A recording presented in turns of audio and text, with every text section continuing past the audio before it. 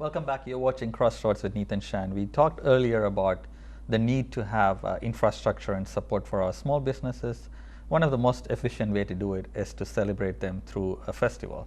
So let's talk a bit about the Tamil Fest 2015 coming up, and we have two representatives who are heavily involved in that process. So Prashant Srichandra Mohan is the project manager with the Tamil Fest 2015, and Sivanulango is one of the organizing committee members for Tamil Fest. Exciting times for the Tamil community. We've been on the street for many reasons, and this time we'll be there to celebrate our own culture, tradition, but also our business and growth. So let's start. Maybe I'll start with Prashant. Why a festival? The purpose of the festival, I think, it's a natural evolution in the community's development. And we really wanted to see this as a vehicle to kind of showcase and highlight the Tamil culture, not only for the Tamil community to celebrate our individual and collective accomplishments, but also to engage the mainstream community or other communities to highlight our ancient Tamil culture in a unique platform. So, Ilango, you've been involved in cultural side, business side, and many other spectrum of our community, even political side of the thing, right? How do you see this event as a culminating milestone of our growth? Because there was a mention that this is the next milestone for our community, right?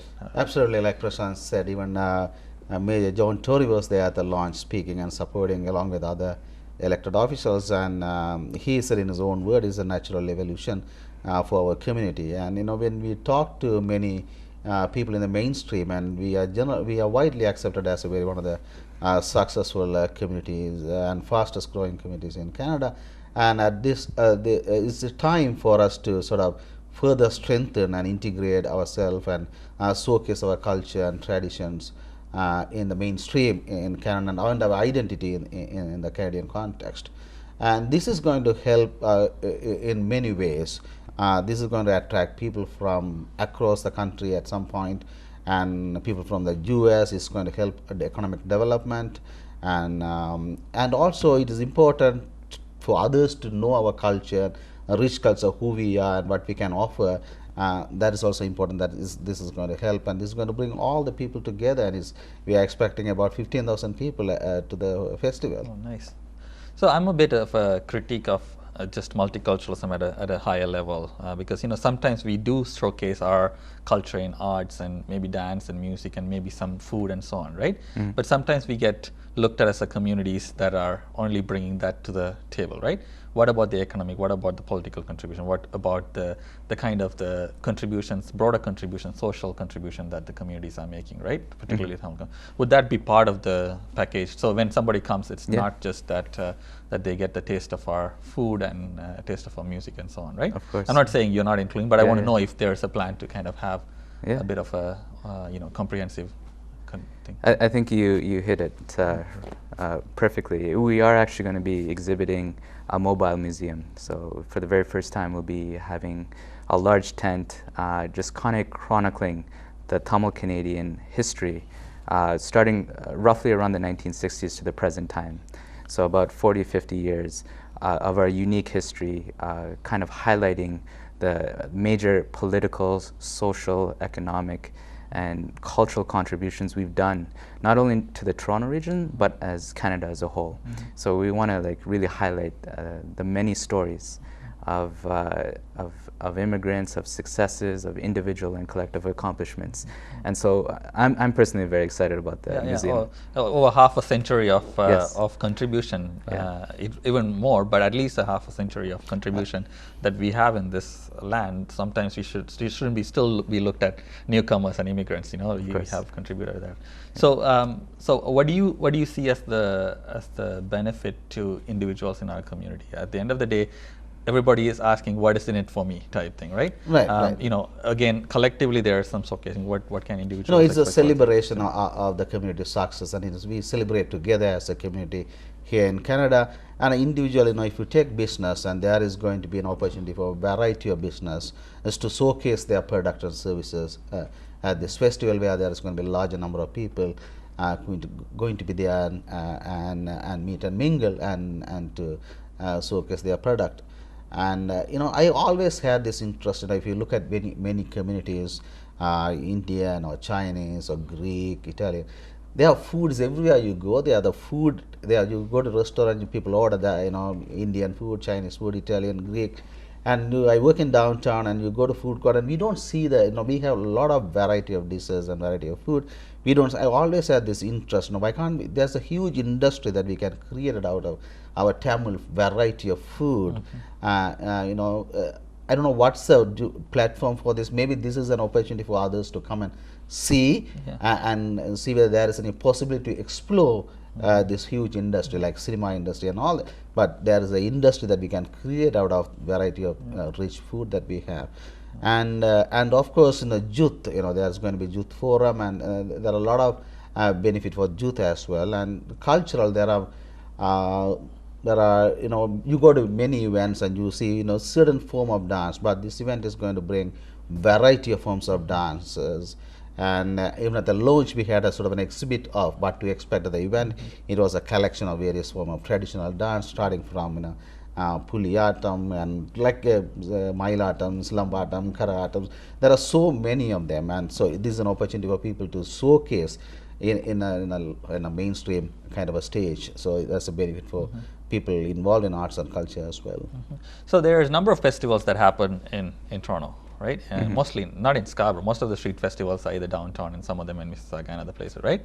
So is there some learning that we're looking at, models, the best practices to kind of make sure that we don't have to start from scratch or reinvent the wheel, right? So is that exactly? Yeah, we reached out to a lot of other festival organizers, and they've been very helpful, helping us with just kind of telling us about the pitfalls and so forth.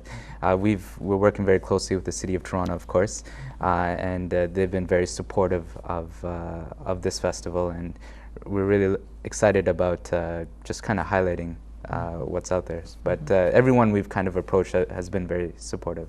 And so even far. the political leaders who are there, John Tory, and also on behalf of Government of Ontario, it's Honorable Mr. Under was there, Radhika, Raymond Shaw, and several others, and Bas Balkil, soon like everybody was very supportive of the festival. And even after the launch, we had got a number of emails and phone calls from the people in the community, looking to support us on this festival.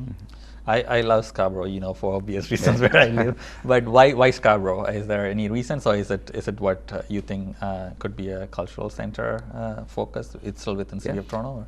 It is a place where we have got larger Tamil concentration of population, and that's a place where we elected the first MP of Tamil heritage to the federal parliament, and that is one of the reason. And when you do for the very first time, and we want to have it in a place where we can comfortably do this, and later on we might think a different place, but at this point in time I think we thought for those reasons it will be a better suited place. And this is the very first time that we are blocking a road and having a function of this having a road dedicated is better. Dedicated for the event. Yeah. So there were a couple of things that were mentioned. One is about other communities, and the other one is about mainstream, right? A lot of our wonderful work that we do, unfortunately, does not get covered in the mainstream media. Partly the mainstream media obviously is very Eurocentric from my perspective, but also we don't use the special techniques that needs to be done to engage them into it, right? So is there plans to make sure that this gets into mainstream, and is there a media strategy that will be? Yeah, right now we actually, one of our media partners is Metroland Media. Nice. So Scarborough Mayor has been on board. They've been very supportive so far, and they'll be doing the coverage of the entire festivities from a print media perspective. So we're very, very excited about that new partnership. And like I said, the Mobile Museum and many of the other unique facets of this festival we feel would engage the mainstream media, and a lot of the stories that we're going to pitch are going to be quite unique. And obviously when you dedicate a road for such an event, naturally mainstream media is going to pick up the story. No, definitely. How about bringing other? I mean, it's happening at the heart of Tamil's concentration in Scarborough. But how about other communities? How do we think that we can bring them in to kind of visit? That's again going to the marketing side of things, or? No, absolutely. They're like Prashant, the Metroland Media is reaching out to other communities as well. So that is one of the reasons it has got larger circulation. That's why we went with Metroland Media, and definitely we want other community people to come and see what we, as I said before, our rich culture and arts and culture and food. Definitely, there's a plan in marketing to take this to other community and bring them as well to the festival. And to add to Ilangoana's point, it's not only the attendees that we expect from various communities, we also will be having opportunities to showcase other communities as well. For example, as you know, many of the Caribbean artists who are heavily involved with Caravana live in that community as well. So we'd love to engage with them, and we're in preliminary talks to engage with them and also other communities as well to really showcase the diversity within that region as well. And also would be interesting to have an Aboriginal First Nations component to kind of as a community that is actually physically using a land to celebrate would be meaningful to kind of acknowledge that, you know, the land as well. So we're going to take a quick commercial break at this point, and when we come back we'll talk a bit more about the vision of this festival as well. Stay tuned.